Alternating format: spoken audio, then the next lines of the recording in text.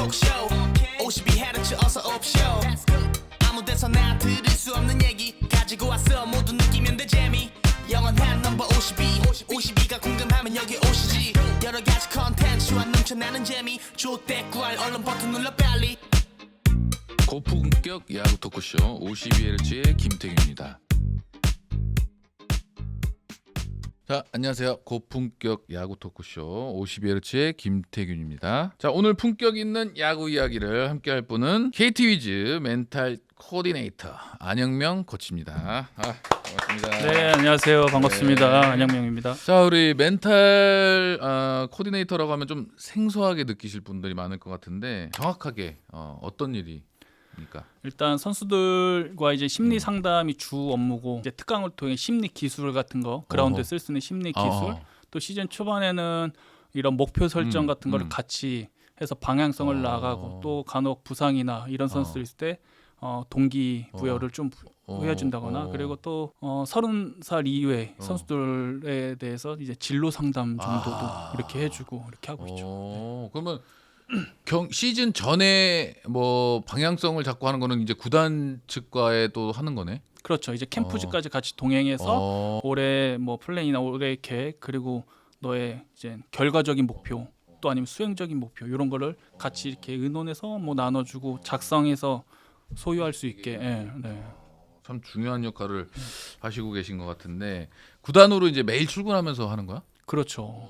일단 홈 경기 때는 수원으로 출근하고 이제 원정 가면 이제 퓨처스가 익산이니까 익산으로 또 가고. 뭐 일군 선수들도 뭐 지금 시즌 동안에 계속해서 이제 야구를 하고 이제 야구라는 게 결과가 바로바로 나오니까 진짜 심리적이나 멘탈적으로 뭐 힘든 선수 많은데 일군도 도움이 되겠지만 특히 또 이군 선수들은 그렇죠. 또 이제 어쨌든 힘든 환경에서 또 1군에 올라가고 싶고 막 이제 막 그런 것들이 있으니까 이제 또 2군 선수들에게도 해줄 얘기가 많이 있겠고. 그렇죠. 사실 가장 업무가 많을 때는 퓨처스죠. 퓨처스 가면 굳이 더 많아? 비중을 굳이 따지면? 그렇죠.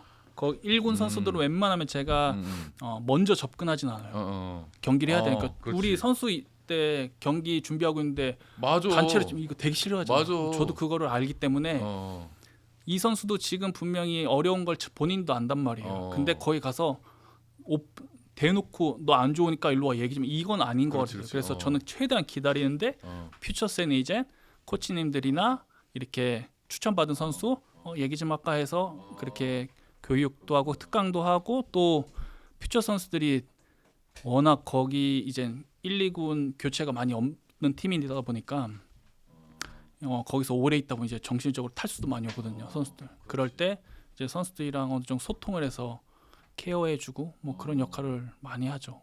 네.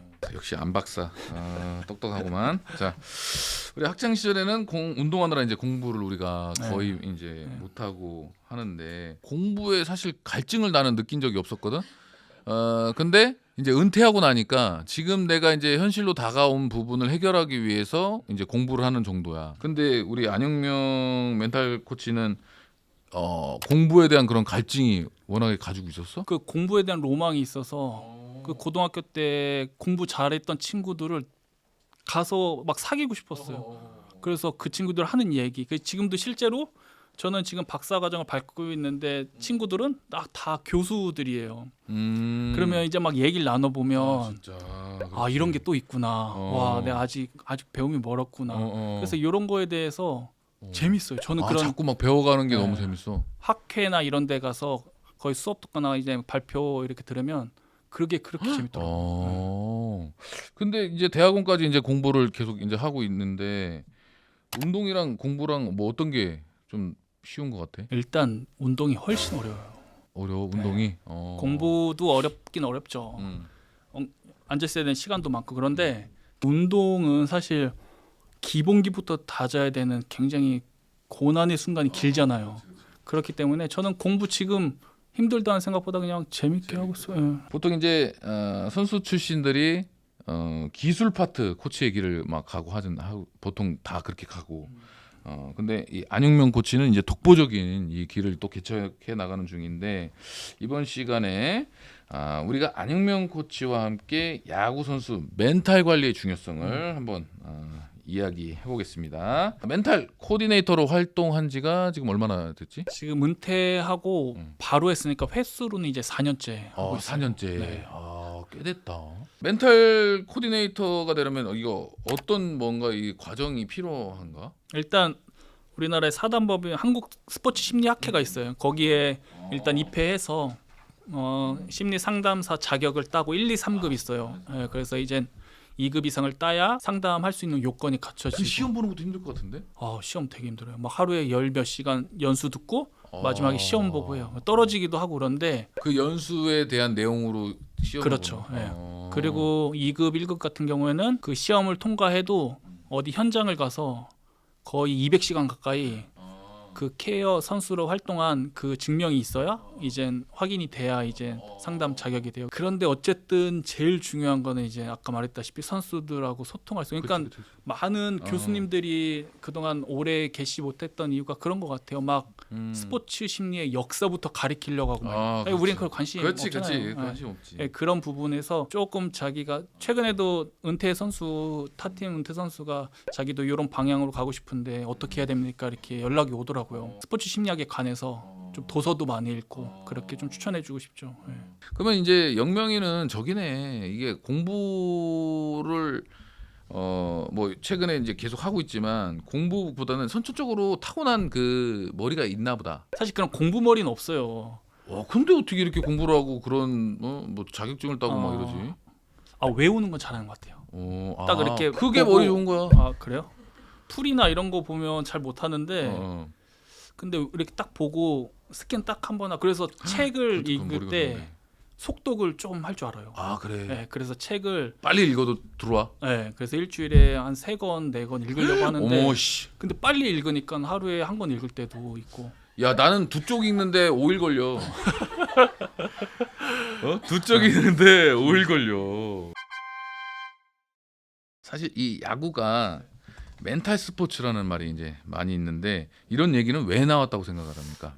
일단 야구가 실패의 스포츠잖아요. 그렇지. 실패의 스포츠라 생각해요. 타자도 10번 나가서 7번을 그 투수 역시도 6이닝 3실점을 했는데도 불구하고 퀄리티 라이스 피칭이라고 하잖아요. 그렇지. 단어 자체가 일단 처음에 실패가 들어가 있는 것 자체니까 어떻게든 실패를 줄이기 위해 애쓰는 과정이다 보니까 그 불안감이 확실히 크고 그렇기 때문에 그 불안감으로 인해 이 심리가 그만큼 영향이 있다. 그렇지. 그럼 실패를 두려워하지 마라. 뭐 이런 실패는 성공의 어머니다. Just do it. 그냥 해라. 뭐 이런 거. 오케이. 자, 근데 다른 스포츠보다 이제 야구에서 또 이제 멘탈이 더 관리가 중요한 이유가 있어? 일단 올림픽은 4년에 한 번 출전을 하잖아요. 포커스를 거의 맞춰서. 근데 야구는 144경기인 거야. 매일 해야 돼, 매일. 그렇기 매일, 때문에 매일.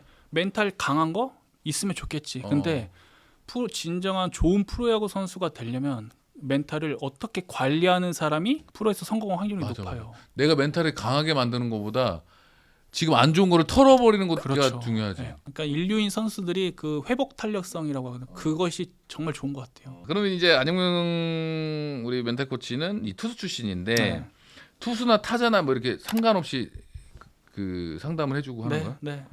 투수 타자 상관없이 아무래도 투수 쪽이 더 상담 비율이 많긴 해요. 야수 친구들도 결국에는 기술적인 거 외에도 야구하는 거 똑같고 야구했던 사람 이 거쳐간 사람의 느낌은 어떨까 그런 거에 대해 묻는 선수들 많이 있어서 투수 야수 가리지 않고 또 이제 팬분들도 경기를 또 보다 보면은 저 선수 멘탈 좋다 이렇게 느낄 때가 있죠. 근데 이 안영명 우리 멘탈 트레이닝 코치가 생각할 때 멘탈이 좀 강하다 이렇게 느낄 수 있는 그런 특징이 있어 그 선수들의? 용기가 있어요.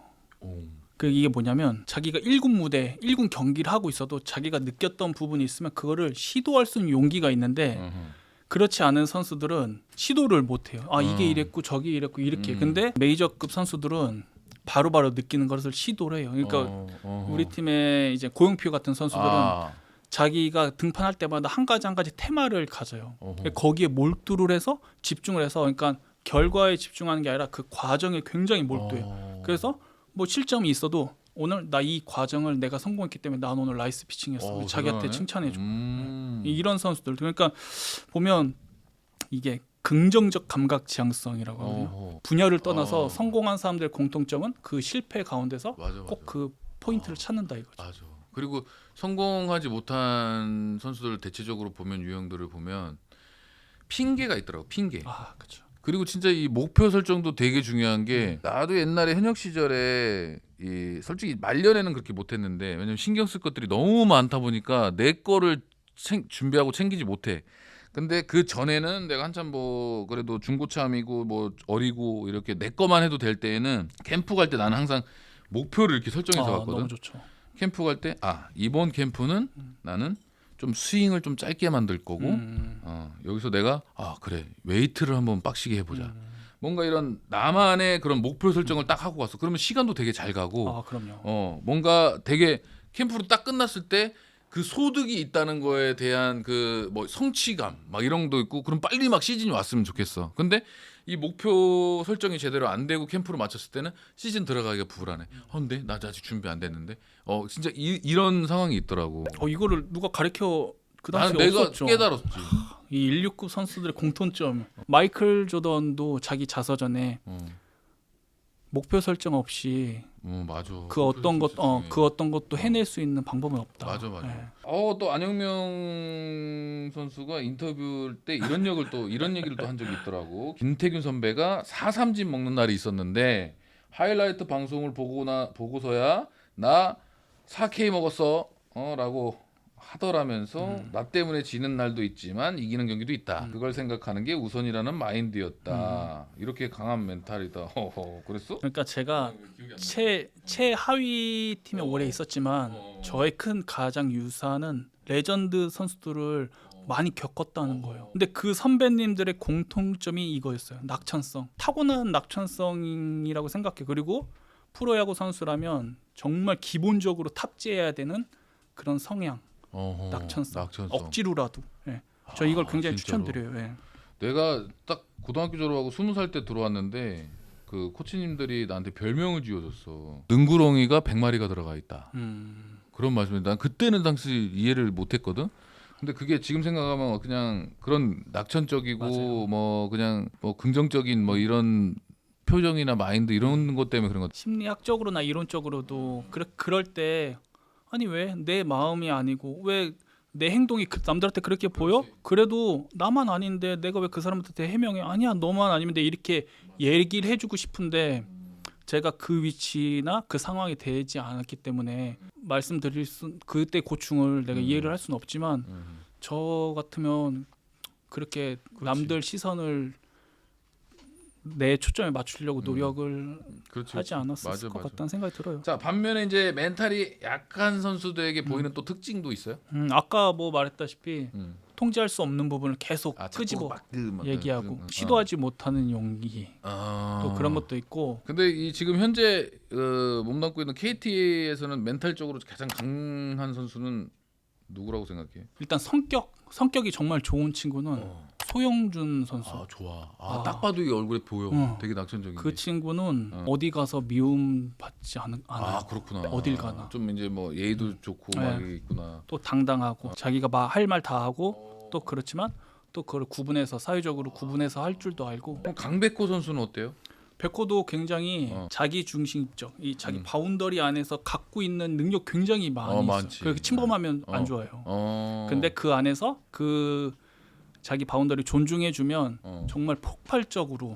그러니까 백호가 굉장히 힘들었던 시기가 막 있었잖아요. 그래 작년인가 재작년에? 그지 국가대표 막 그때 껌 씹고 막 했을 때. 근데 사람인지라 아무리 미디어를 끊어도 느껴지고 그렇지. 보이잖아요.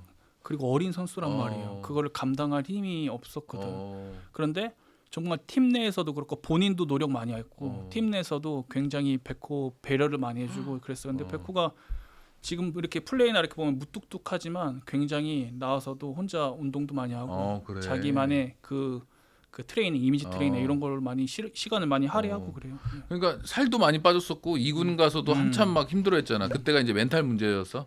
뭐 건강 뭐 그때 발목인가 문제도 있었지만 뭐 심적으로도 있었을 것 같아요. 네. 자 그럼 이 타 팀에서 다른 팀에 봤을 때는 좀 유독 좀 멘탈이 강해 보인다. 저는 손아섭 선수 저는 되게 레전드인 선수 그러니까 리스펙 후배지만 그렇지. 제 입으로 너 진짜 존경한다 이렇게 그렇지. 얘기하는 선수가 이제 정우람 지금 사실 현역이긴 하지만 허경민 선수도 이 선수들은 그 경기 한 경기를 준비할 때 자기 각성 조절을 철저하게 해요. 그런데 그게 평소에 이렇게 즐겁게 있다가 경기할 때 자기 각성을 준비하는 그 자세가 1000경기 정우람 1000경기를 던지는데 매일 경기를 7회부터 6회부터 준비를 했다는 것 자체가 전 너무 리스펙하. 그러니까 성적 이런 것도 대단하지만. 그렇지. 최근에 이제 멘탈 문제로 거론되면서 화제가 된 선수가 있었죠. 저 LG 트윈스의 김주온 선수인데 데뷔 11년 만에 처음으로 선발 등판하면서 기대를 모았다가 어렵게 잡은 기회였음에도 3분의 1이닝 만에 강판됐는데 근데 이후에 이제 더가웃에서 연경혁 감독님한테 크게 혼나는 모습이 또 이제 잡히기도 했는데 이런 선수들에게는 어떤 얘기를 좀 해주고 싶어요? 결과에 대한 집중보다 목적에 대한 집중을 확실히 주문했을 것 같아요. 근데 본능적으로 몇 년 만에 온 기회야? 그렇지. 그러면 내가 무조건 1인 하겠지. 무실 잡아야 돼. 이게 크다 보니까 뇌로 가는 호흡이 탁 막히잖아요. 그러면 뇌에서 근육으로 주는 이완이 안 되는 거예요. 산소가 안 들어오지. 그렇죠. 그러니까 1.5군 선수들의 공통점이 뭐냐면 2군에서 잘해서 콜업하면 근육이 막 엉뚱한 데 대고 있는 거예요. 그리고 나와서 후에 반복하고 다시 잡아서 다시 1군 가면 똑같이 반복을 계속하는 거예요. 그러니까 그런 선수한테 초점을 내 포커스를 바꿔서 주문을 많이 해요. 그러니까 이런 사례들 보면 특히 1.5 선수들 보면 마음이 많이 안타깝죠. 자리 잡기가 너무 힘드니까. 그렇지. 이게 또 단적인 예로 또 자꾸 내 얘기하는 것 같아서 좀 그렇지만 내가 힘들었을 때는 뭐냐면 말년인데 내 루틴을 깨버리더라고. 그러면서 내가 정말 진짜 힘들었거든. 그러니까 이 루틴 지금 진짜 아까 말한 대로 뭐 나와서 스트레칭을 한다든지 뭔가 본인이 그 과정을 하는 거예요. 그냥 경기도. 그게 좋다는 얘기죠. 그렇죠. 이 말한 그대로 이 논문에 그대로 써야 될 정도로 이 주제가 있어요. 실제로. 그래. 16급인 선수일수록 본인 루틴을 깼을 때 크게 분노해요. 나 그게 너무 싫어. 네, 크게 분노해요. 그래서 막 이제 서로 좀 부딪히는 그게 있었지. 예, 그런 것들이 본인이 루틴 안에 내 경기가 포함되어 있는 거예요. 내 하루가. 그런데 그 루틴이 깨지면 뭐 불안해서 이게 아니라 나의 경기를 이 루틴서 망쳐버린 거야. 그래요. 그래서 이미 망친 거야 시작부터. 저는 선수들한테 그 루틴 어린 특히 1, 2년차 선수들 1군 가면 형들 보고 몇 분에 몸 풀고 몇 분에 뭐 씻고 이렇게 하는 거 정말 배우라고. 맞아, 그리고 맞아. 너한테 맞는 거 빨리 찾아서 맞아. 적던지 해서 딱 너 거를 만들라고. 나는 진짜 말년에 어떤 일도 있었냐면 하다못해 평상 일상의 루틴도 깨트리려고 했고 경기 타석에 들어가서의 내 루틴도 깨더라고. 타석에 들어가서 야 왜 그걸 왜 저길 쳐다봐.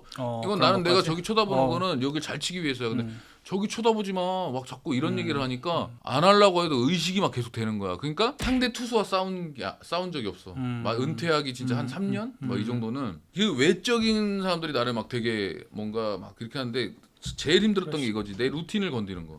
자, 우리 팀에는 또 이제 다양한 나이대의 선수들이 있는데 그 젊은 선수들과 이 베테랑 선수들의 이제 뭐 대화하는 방법에 또 차이가 또 있어? 그렇죠. 확실히 느껴요. 이거는 정말 5년 단위로 나뉠 수가 있어요. 정말 30살과 35살 선수, 25과 20대 선수들이 정말 차이가 많이 나요. 그러니까 가장 솔직히 편한 거는 공감대가 가장 편하게 이루는 뭐 30대 중반 선수들 이런 선수는 사실 어떤 그라운드의 심리 기술보다 이제 진로에 대한 거나 20살 이제 어린 선수들이랑 상담을 할 때는 일단 많이 경청을 오랫동안 하는 편이에요. 그리고 최대한 우리 제 아들을 보듯이 공감대를 최대한 이해를 하려고 아마추어의 모습을 갖고 있는 선수들 많이 있는데 그거를 빨리 깨주는 게 또 역할이죠. 네. 그러니까 멘탈 코치도 그런 역할이 또 중요하고 또 이제 감독 코치들도 코칭 스텝이 또 이제 이 MZ 세대라고 하잖아. 이 선수들에 대한 그런 분명히 이 변화된 세월의 그 흐름도 이제 읽을 줄 알아야 되고 그게 그렇죠. 좀 따라갈 줄도 알아야 되는 거지. 그래서 저희 KT는 음흠. 올해부터 그러니까 작년 신이죠. 메디컬 테스트 할 때 어허. 심리 검사도 같이 해요. 자꾸 막 그 업무량이 막 네. 늘어나겠는데. 그래서 그 인성 검사 MMPI라고 CPI 이런 검사를 같이 해서 메디컬 뭐 어깨 팔꿈치 상태와 심리 검사를 이제 진짜. 같이 넣고. 자, 그러면 우리 선수들과 또 상담 내용은 철저히 또 비밀을 네. 또 지켜주시겠지만 이름이나 뭐 이런 거 자세한 내용은 언급하지 못해도 이제 그 안영명의 이제 코칭으로 좀 좋아진 사례 그런 거를 좀 얘기해 줄 수 있을까? 기억에 남는 선수가 한 명 있는데 굉장히 열심히 해요. 퓨처스에서. 근데 1군 콜업이 몇 년, 4, 5년간 이루어지지가 않아요. 근데 2군은 정말 흔히들 말하는 씹어먹다시피 잘하고 있어요. 근데 기회는 안 와. 근데 운동을 꾸준히 연습을 하면서 이제 상담 요청도 있어요. 근데 상담도 종료라는 게 있거든요. 계속 하는 게 아니거든요. 아, 진짜. 네. 근데 이 선수한테는 막 10차례가 이미 넘어갔어. 근데 제 일은 계속 목표를 설정해주고 동기를 주고 있는데 야구 말고 뭐 좋아하냐, 앞으로 뭐 하고 싶냐 이렇게 물어봤는데 자기 조그만 이자카야게 같은데 하고 싶대요. 횟집 사장님을 소개시켜줬어요. 월요일마다 가서 뭐 회를 썰라는 게 아니라 어떻게 유통이 되고 또 나중에 은퇴하면 이런 거 관심이 있어 하니까. 그런데 그 선수가 굉장히 운동도 굉장히 지쳐서 번아웃이 오기 직전이었는데 굉장히 활기가 나는 거예요. 그게 뭐냐면 내가 다른 거에 대한 관심이 있으니까 그게 이제 전환이라고 하거든요. 그래서 그 막 유통이나 이런 사업에 대해 관심을 두니까 내가 왜 야구를 더 잘해야 되고 심지어 지금 야구를 하고 있어요. 1군에도 왔다 갔다 하면서 하고 있어서 그런 상담했던 사례가 기억이 나죠.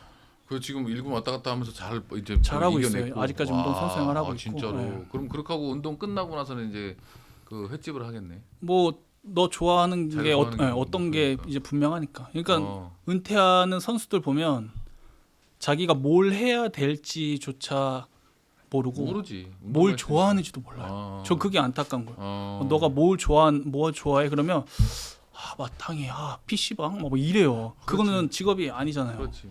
그래서 좋아하는 거 뭐 패션도 좋아할 수 있고 막 그런 거 있잖아요. 근데 그런 것조차도 자기가 자기를 모르는 선수들 많이 있어요. 많지.